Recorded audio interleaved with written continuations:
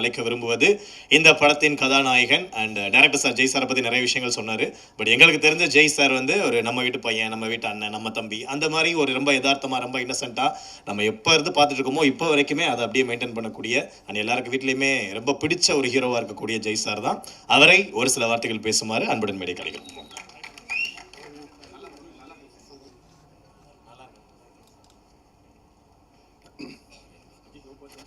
ஒரு விஷயம் மறந்துட்டேன். என்னுடைய அக்கா அவங்க தான் என்னை படிக்க வச்சாங்க.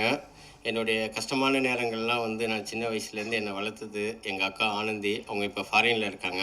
அவங்களுக்கும் அக்கா ஐ லவ் யூ. சாரிக்கா மறந்துட்டேன், மன்னிச்சிங்கக்கா.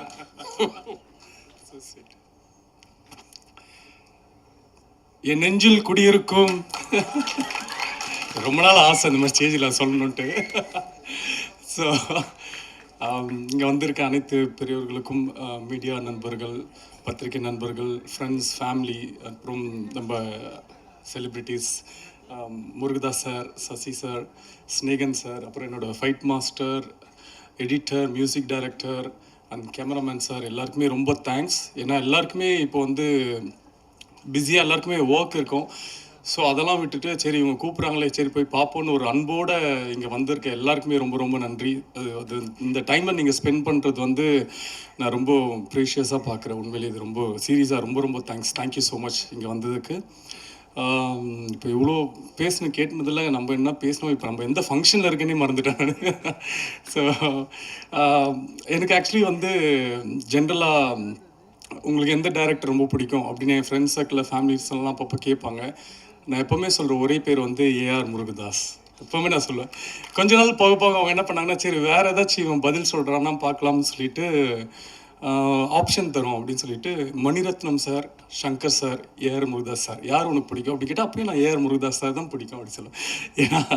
ஏன்னா எனக்கு உண்மையிலேயே நான் வந்து அவரோட படங்கள் பார்த்து எனக்கு எந்த அளவுக்கு பிடிச்சதோ, அவர் கூட எங்கேயுமே புண்ணுன்ற படம் அவர் ப்ரொடியூஸ் பண்ண படம். ஸோ அந்த படத்தில் நடிக்கும் போது அவரோட கேரக்டர் அந்த பிஹேவியர்ஸ்லாம் பார்த்து நிறைய அவரை நான் ஃபாலோ பண்ண ஆரம்பிச்சிட்டேன். அவருக்கே தெரியாமல் ரொம்ப ஸ்வீட். ஒரு விஷயத்த வந்து கரெக்டாக புரிகிற மாதிரி சொல்லுவார். ஸோ என்கிட்டயும் அப்படி ஒன்று சொன்னார். இன்றைக்கி வரைக்கும் நான் ஃபாலோ பண்ணிகிட்ருக்கேன். ரொம்ப ஸ்வீட்டாக வந்து படம் ஃபஸ்ட்டு எங்கேயுமே போதும் ஃபஸ்ட் டே ஷூட்டிங்கில் மார்னிங் ஒரு 7 o'clock வந்துட்டு ஸ்டார்ட் பண்ண போகிறோன்னு சார் வந்திருந்தார். அப்புறம் என்கிட்ட வந்து உங்கள்கிட்ட ஒரு சின்ன ரிக்வஸ்ட் அப்படின்னாரு. சார் சொல்லுங்கள் சார் அப்படின்னா, நீங்கள் வந்து ஷூட்டிங் டைமில் மட்டும் கொஞ்சம் ஏர்லியராக தூங்கிடுங்க. ஏன்னா நீங்கள் லேட்டாக தூங்குனீங்கன்னா அதுக்கப்புறம் அது ஒரு டார்க் சர்க்கிள்ஸ் வரும். நீங்கள் அதை ஹைட் பண்ணுறதுக்கு ஒரு மேக்கப் போடுவீங்க. அந்த மேக்கப்பை பேலன்ஸ் பண்ணுறதுக்கு கேமராமேன் சார் வந்து லைட்ஸ்லாம் செட் பண்ணணும். ஸோ அது அப்படின்னு எல்லாமே மாறும். ஸோ உங்களோட ஒரு சின்ன தூக்கம் வந்து பின்னாடி உங்களோட வேலைகள் இவ்வளோ பாதிக்கும் அப்படின்னு சொன்னது எனக்கு அவ்வளோ புரிஞ்சுது. சார் நான் ஜென்ரலாகவே சீக்கிரம் தூங்கிடுவேன் சார், பட் இன்னிலேருந்து நான் சீக்கிரம் தூங்கிறேன் சார் அப்படின்ட்டு. ஷூட்டிங்லாம் இப்போ கூட ஷூட்டிங் எனக்கு நாளைக்கு மார்னிங் ஷூட்டிங்னா அந்த 10:30க்கு எனக்கு முருகதாஸ் சார் ஞாபகம் வந்துடுவார். நல்ல வேளை எனக்கு கல்யாணம் ஆகலை சார், இல்லைன்னா ஒய்ஃப் கிட்ட சொல்லிட்டு சார் தூங்க சொல்லியிருக்காரு, நான் படுக்கிறேன் பாய். ஸோ இப்போ வரைக்கும் நான் அதை ஃபாலோ பண்ணிட்டுருக்கேன்.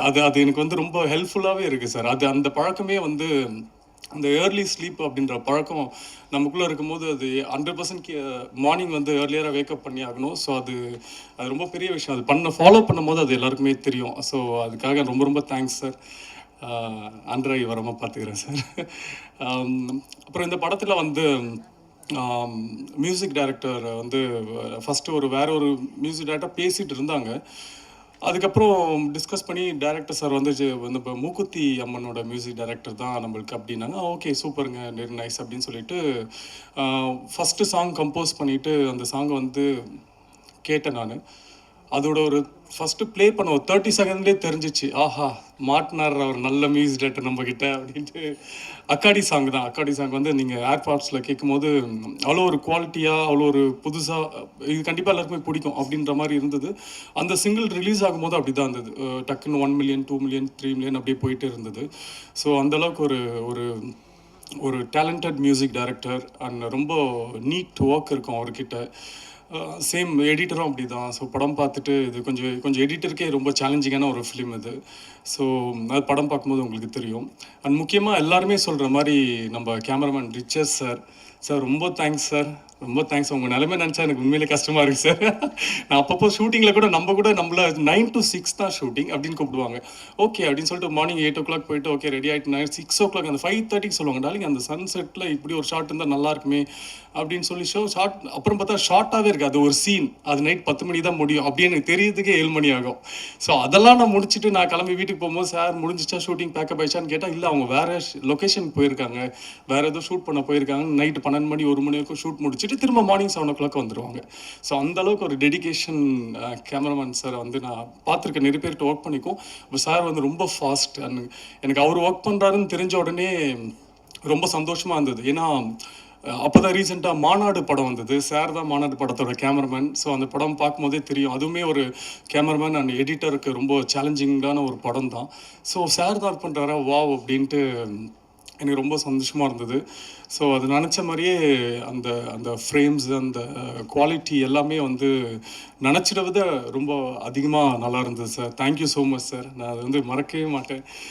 இந்த படத்துக்கு நீங்கள் வந்தது வந்து எங்களுக்கு ஒரு பெரிய லக்கு. ஸோ சேம் அதே மாதிரி ப்ரொடியூசர் நம்ம பாபு விஜய் அவர் தான் ப்ரொடியூசர்.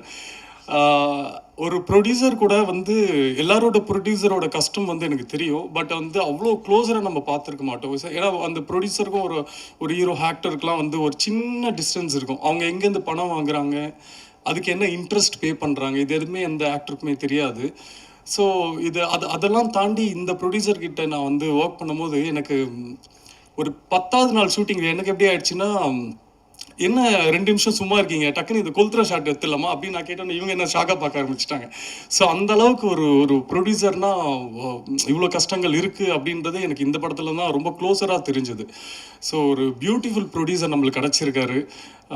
கரெக்டான படத்துக்கு தேவையான விஷயங்களை செலவு பண்ணுறது, தேவையில்லாத விஷயத்துக்கு செலவு பண்ணாமல் இருக்கிறது. ஸோ அது எல்லாமே ஒரு குட் குவாலிட்டி ஒரு ப்ரொடியூசருக்கு. ஸோ அது நம்ம பாபு விஜய் சார் பண்ணார். And director Babu Vijay sir வந்து சம்டைம்ஸ் படம் ஷூட்டிங்லாம் முடிஞ்சு எனக்கு கனவுலலாம் வர ஆரம்பிச்சிட்டார்.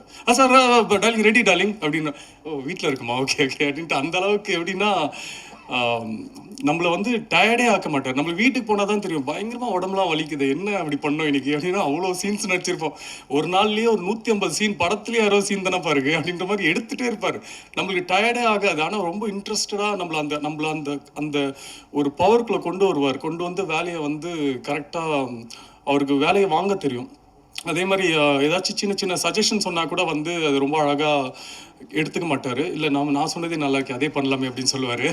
அதுக்கப்புறம் அவர்கிட்ட ரொம்ப செல்லம் டார்லிங் அப்படிலாம் இது வந்து இப்படி பண்ணால் நல்லா இருக்குமே, இது பண்ணுறது வந்து விஜயகாந்த் சார் பண்ணுற மாதிரி இருக்குது, நான் வந்து எப்படி அப்படின்னு சொல்லி கொஞ்சம் புரிய வச்சதுக்கப்புறம் அவருக்கு வந்து ஒரு கம்ஃபர்ட் லெவல் வந்து ஒரு வாட்டி பண்ணி காட்டுங்க பார்ப்போம் அப்படின்னு நம்பிக்கை இல்லாமல் கேட்பார். அது பண்ணி காமிச்சதுக்கப்புறம் அவர் ஓகே இது ஓகே அப்படின்வாங்க.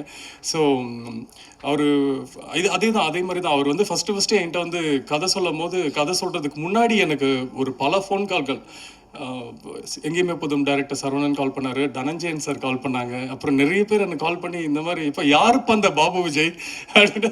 நான் தான் நெக்ஸ்ட் ஃப்ரைடே மீட் பண்ணுறேன் என்ன, அப்புறம் டெய்லி எல்லாரும் கால் பண்ணுறீங்க, அப்புறம் இது ஃப்ரைடே இருக்கும் இது தாங்காது அப்படின்னு சொல்லிட்டு நான் அவருக்கு கால் பண்ணி நீங்கள் நாளைக்கே வந்துடுங்க சார் அப்படின்னு சொல்லி கேட்டு அவர் வந்ததுக்கப்புறம் எனக்கு எல்லாருமே இவரோட கதையை கேட்க சொல்லி தான் கால் பண்ணாங்க. பட் அவர்கிட்ட ஒர்க் பண்ணாருன்னு எனக்கு தெரியாது.